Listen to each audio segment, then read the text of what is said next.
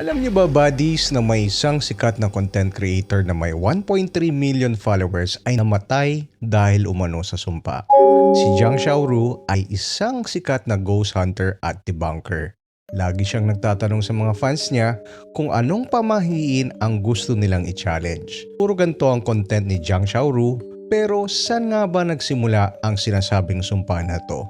Noong August last year 2025, naging viral ang video ni Zhang Xiaoru dahil sa pagsira niya sa isang statwa ng Guanyin statue. Si Guanyin ay isa sa pinakabanal na figure sa Buddhism at ang pagsira ng statwa niya ay tinuturing na isang malaking disrespeto at magdudulot daw ng malas at sumpa. 有本事你去砸个观音，我就奇了怪了，不都是人捏造出来的吗？地方了，找了一个废弃学校附近的乡间小路。为什么选在这个这么偏僻的地方呢？因为废弃的地方的附近，接下来请出咱们的观音，咱直接拿出这个棺材钉给它靠头上啊！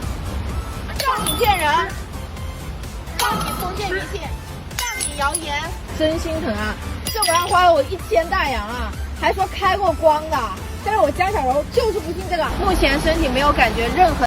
Madaming nagalit sa social media sa China, specifically sa Douyin.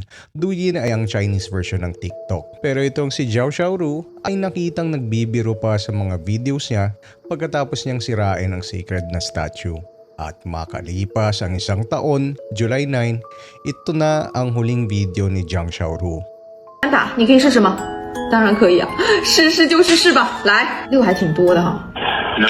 哇！他的声音好沉闷呐，就磁感很强的感觉啊！不知道他说什么玩意儿，我起鸡皮疙瘩。Can you hear me？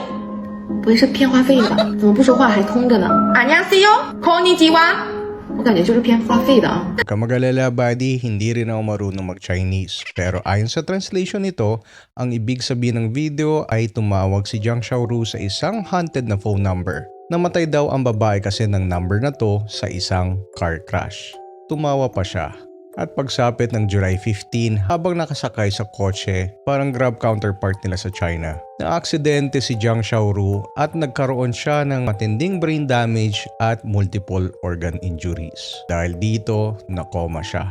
At kamakailan lang, August 10, isang taon mula nang binasag niyang statwa, tuluyan nang namatay si Zhang Xiaoru. Madami nagsabi na deserve daw to ni Zhang at karma daw ito. Sumpa daw talaga ang kumikil sa kanya. Pero ayon naman sa ibang fans, coincidence lang ito. Ikaw ba, buddy? Ano sa tingin mo? At yan ang bad idea of the day natin.